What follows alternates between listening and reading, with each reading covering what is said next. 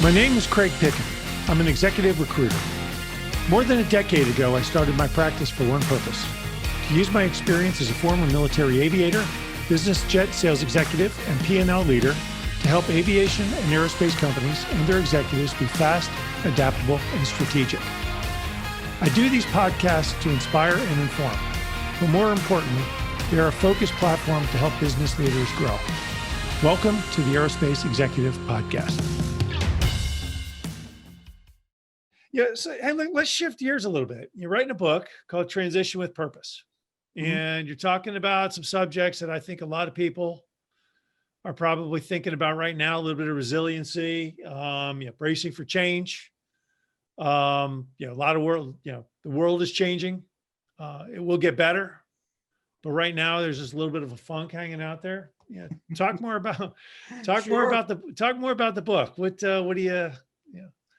Well, I think when I think about transitioning on purpose, I think there's three different types of transition. There's a forced transition, there's an accidental transition, and then there's a transition on purpose. And I think one of the key differentiators for folks to consider is the difference between change and transition, because change is what happens to you. Change is external. Change is an event. Transition is a mindset. Transition is a process. Transition is actually what happens for you to get from where you are to where you want to go. And very often, I've based on the work that I do in the coaching space, sometimes people think change and transition is the exact same thing. And I would argue that I don't think it is, because if you don't decide to do something differently, you're not going to move from your current reality to your desired reality. If you don't think differently, if you don't behave differently, and you don't just do life differently, then the likelihood that things are going to change for you is very, very slim. So, the book in and of itself is a personal story of transitions for me. One from, I call it an accidental military career, because I never planned to do an entire military career. Always thought that I was going to do my minimum service obligation after the Naval Academy and then go into federal law enforcement. But that wasn't available in early 2001. It was available in late 2001, but for obvious reasons. But the Navy made my transition into a Navy career, and I'd call that my accidental transition, really easy. They offered me graduate school. They offered me an extra year on shore duty, and they offered me a bonus.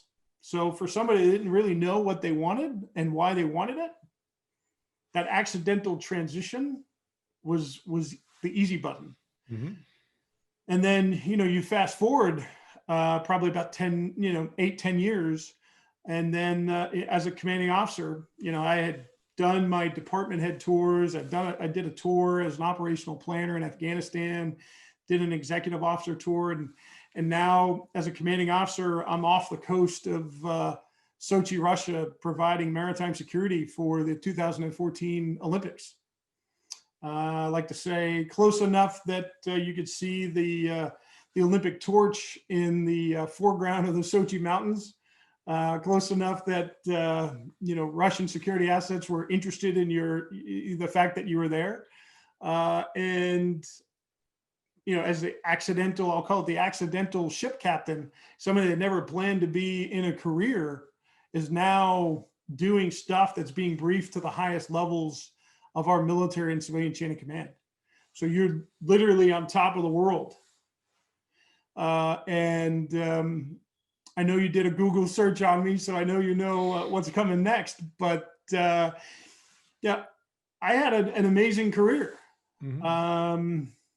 Got to do a lot of things, and went from being on top of the world as a commander to being in the loneliest valley professionally and personally. We went from Sochi to Samsun, Turkey, sailed across the Black Sea and to pull into port for, I like to say, gas and groceries. What we call, in the surface Navy anyway, a brief stop for fuel, a BSF. Because of what happened that day, that BSF became a BFD. What does that mean? Well, we had a mishap. We ran aground and were deemed non-mission capable due to some of the damage that the ship incurred.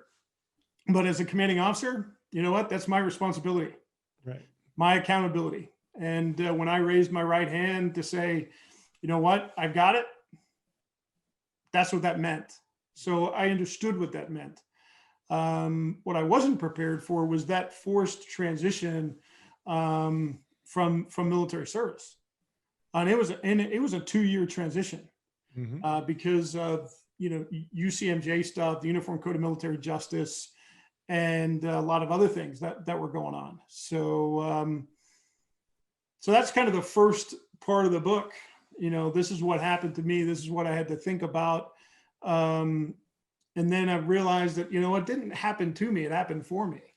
Right. And allowed me to see things differently, allowed me to understand myself a little bit more and focus on what's important and understanding my values, understanding my priorities, understanding my constraints and restraints, and what am I going to do moving forward and what I'm not going to do moving forward. And then the second part of the book, I'm a Columbia University certified executive performance coach. So I spent some time taking that framework and that methodology and applying it to transition. Not just military transition, but transition in general. Whether you're stuck personally or professionally or both, and you're trying to get somewhere different, how should you think about it? And taking, a methodology that's based on human performance and allow you to think about transition for you. That's what the book's about. So it's about knowing what success looks like, knowing what success feels like, knowing what it feels like to fail, but also knowing what it takes not to be a failure, and putting your little resilience backpack on. Yep. And hiking yourself out of whatever valley that is that you're in and getting you to the top of that next mountain so you can actually see what the view looks like, what the breeze feels like, and everything else. Yeah, it's amazing to me. This is the one thing. I think a lot of people are just so scared to make a mistake. And they live their life they'll do everything they can, not trying to not make a mistake. But what that does is it sets them up for a huge fall. And I think about all the people in life whose success came because they got fired or they got laid off. Or there's a guy out in New Jersey who was a great customer of mine, good friend. We used to play a lot of golf together. He got laid off in 1980 when he was 1981. I think he was 51 years old. Had no prospects for a new job. Became a gajillionaire because he's like, I had no other options but to do it on my own. And I think that, and it's one of the things I like to talk about is redemption. Everything that there's redemption. If somebody makes a mistake, there should be redemption. You can't hold it over their head forever. And the second thing is don't be afraid to make mistakes. And the third thing is I think people stay too long in the same place. I'm happy. Well, did you ever think about looking out, doing something different? No, I'm happy. And then once again, it's change. Well, it's funny that you talk about happy. And, why do I say that? Because, when I work with clients that are in transition, that's one of the questions I have for them. How do you define happiness? What's your happiness equation? What plus what plus what plus what divided by the things that don't make you happy, what does that look like? What are those things that need to be on the top of that fraction? And sometimes it's hard for people to answer that question, because I don't know that I would take that word happy and replace it with comfortable. Bingo. Right. And I like to say, from my perspective, from my last chapter of things, how do you make sure that you don't get relieved as a commanding officer?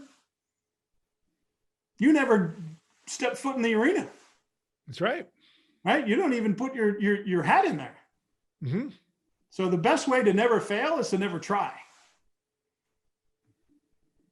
That I agree with 100%. And that's why, like from a executive recruiting standpoint, I always encourage people, hey, look, have a conversation with another company. You're not obligated. Just have a conversation. See what's up. Is the grass greener? Maybe not. My wife and I, we look at real estate all the time. Got a great house here. I live a mile from the ocean. We got a great house. Yeah. We look at real estate all the time. And it's like, hey, look, if something better comes up, absolutely. I'll move a little closer to the water. Yeah. I'll go find a place that's a fixer upper with a dock and make it, whatever. It's, you got to worry about hurricane season down there, though. Well, yeah, but there's, but at the end of the day, it's stagnant is stagnant. And it's absolutely status quo, stagnant. And it's like you said, you took the you took the risk of becoming a commanding officer, and you tried. And there are people out there that could be very critical of you. Or I know there's Navy officers out there that are we're incredibly critical. But you sit there and look at them and go, hey, did you ever try? No. Then shut up. Yeah. Walk a mile in my shoes. I've been in the same canoe. I've been in the exact same canoe. Hey, look, sometimes I tried, it didn't quite work out. So and that's why, resilience and coaching for resilience is a big deal for me. I got asked like last week why is resilience such a big deal? And I said, well, and I share the story that I just shared, but there's bookends to that story too. Before that incident happened, that bad day at sea, my father passed away unexpectedly. So I had that I had to deal with. So one of your mentors is gone. Whoop. And then, you deploy halfway across the world. So you're away from your family. Yeah. And then you have something like that, your mentor's gone, you're away from your family, and now you're in this valley of, I don't want to call it despair, because, that's just, a little too much for me. But, I still remember to this day when, some of the news came out about what happened. I got an email from, I'll call him a mentor. And all it said was, it's not the critic who counts. That's all it said. Mm-hmm. And, that got me thinking about my time at the Naval Academy when I was introduced to the man in the arena. And, that Theodore Roosevelt quote, from his speech about citizenship in the Republic in 1910 in France, that talked about the man in the arena. And that's where the credit goes to that person, that man or the woman who is actually in the arena, who is doing the deeds, right, and not those that are sitting in the stands critiquing what they're doing. So. Yep. I mean, that's it. You never make the shot you don't take. The great words of Wayne Gretzky, if you don't take the shot, you never make it. If you don't try, you're never going to accomplish it. Yeah. So, eventually someday you're going to go, gee, I wish I shoulda, woulda, coulda, wish I did it, but you didn't. And what's the bigger regret? Hey, look, I took a risk. I tried. at the end of the day, yeah, that's, people in their careers. I talk about the same thing. I say, hey, look, so you move to, you move out of your hometown to Chicago. If things don't work out, you move back. You go find something else. But then again, you might like Chicago or you might like LA. Oh, I can't move because my kids are in 6th grade and I want to see them graduate. Yeah, I can't imagine taking them away from their friends. Well, kids are incredibly resilient. You take them away from their friends, what do? They make more friends. They meet new friends. Yeah. And it's I think that's today why I wanted to have you on. It's I think that people and companies and everybody, change has come, and the resilient will succeed. Yeah. Those who put their heads down and go, "Ah, it sucks. Call me next October when COVID's over." Yeah. Or you're gonna miss it a little bit. What's that? Or versus that sucks. Yep. Let's figure out how to get things done. Yeah. And very, very often I get asked, well, what's an ideal client for you? And because I know that I am not the ideal coach for every client. And when I think about who's the ideal client for me, it's that person who's got a growth mindset, who's not going to say, wow, this sucks, call me in October, right? They've got a growth mindset. They look for opportunities. They look at things from an optimistic perspective. Mm-hmm. They've got a can-do attitude, and they're willing to invest in their personal and professional development. But it's about having that growth mindset and really that can-do attitude, rather than just saying, well, I can't do anything about this. And from a coaching perspective, what do I provide? And this is based on my experience and some intellectual pursuits. There's some insight that I can provide.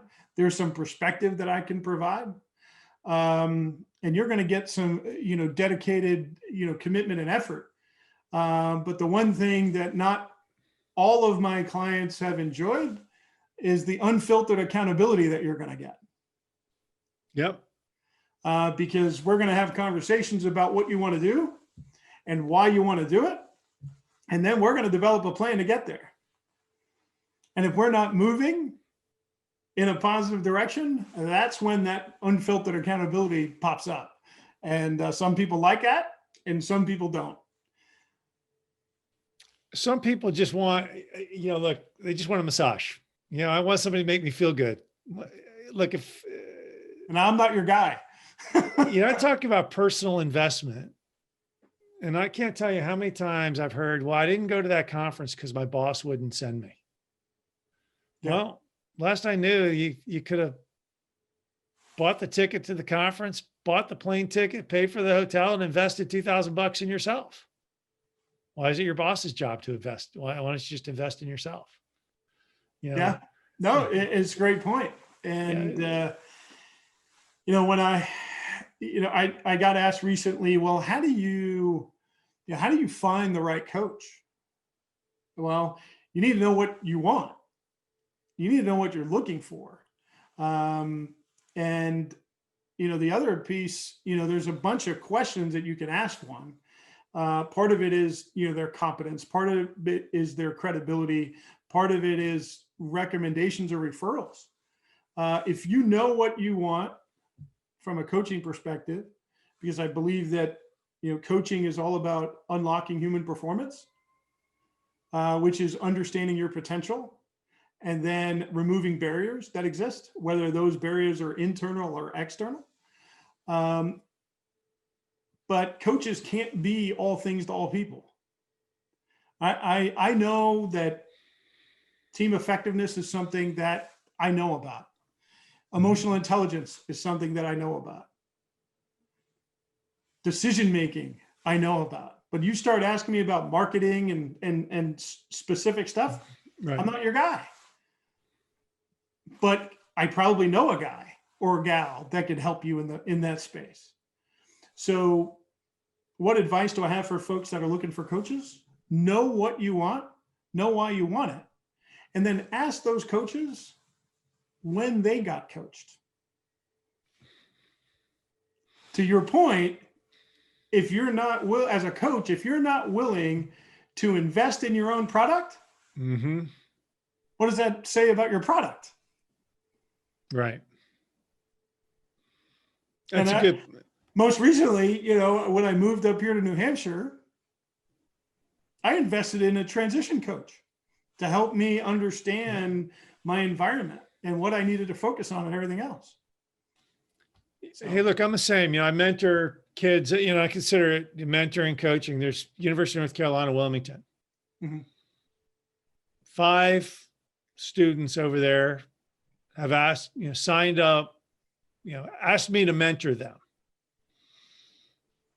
1 calls me routinely, 1, and I'm helping him through the interview process and helping him. And the other, one's pretty good on his own, quite frankly. And the other 3, I sort of like send them an email. Hey, you guys okay? Yep, we're good. Okay. Well, then, it's not my job to mentor you. It's your job to tell me when you need mentoring. Yeah. And it's an interesting dynamic. So it's all good. When is your book coming out? So the ebook launch right now is scheduled for the 18th of November. And then, the published launch is going to be about 2 weeks after that. So the title is Transition on Purpose, and it'll be, where can we find it? It'll be on Amazon. It'll absolutely be on Amazon. And, you can find me on LinkedIn. And if you want to jump on, transitiononpurpose.com, we can connect on there too. Awesome. Dennis, hey, thanks for coming on today. Absolutely, Craig. Dennis Volpe, Transition with Purpose. Transitionwithpurpose.com is the website. And how do people get a hold of you? So on LinkedIn, and then transitiononpurpose.com.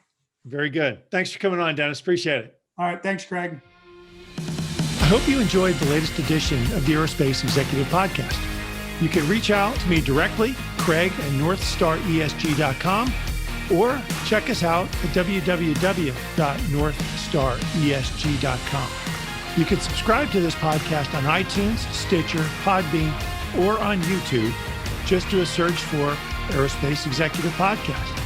Thanks again. I'm Craig Pickett.